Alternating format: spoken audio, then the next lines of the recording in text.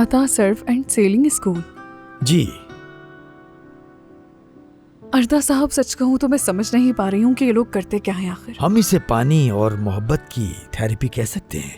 اچھا، ان کا success rate کیسا ہے؟ بہت زیادہ ہے.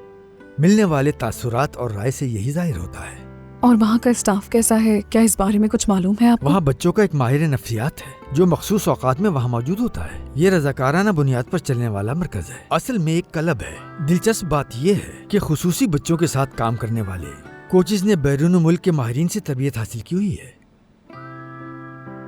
کیا سچ میں؟ یہ تو اچھا ہے بہت. اور سچ کہوں تو ایسا ہی ہونا چاہیے اسکولز میں. بس ایک مسئلہ ہے، یہ فوچا میں ہے، اس کی اور کوئی شاخ نہیں.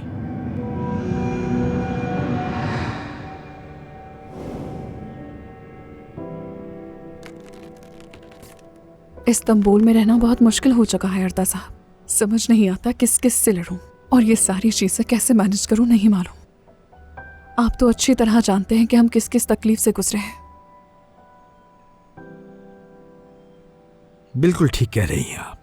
بدقسمتی سے ہمارا یہ معاشرہ دوسروں کے حالات اس وقت تک نہیں سمجھتا جب تک وہ خود اس سے نہ گزرے. لیکن یقین کیجئے چھوٹی جگہوں پر حالات مختلف ہوتے ہیں. سب سے بڑھ کر یہ کہ وہاں ذہنی دباؤ کم ہوتا ہے. آپ کو جا کر اندازہ ہو جائے گا.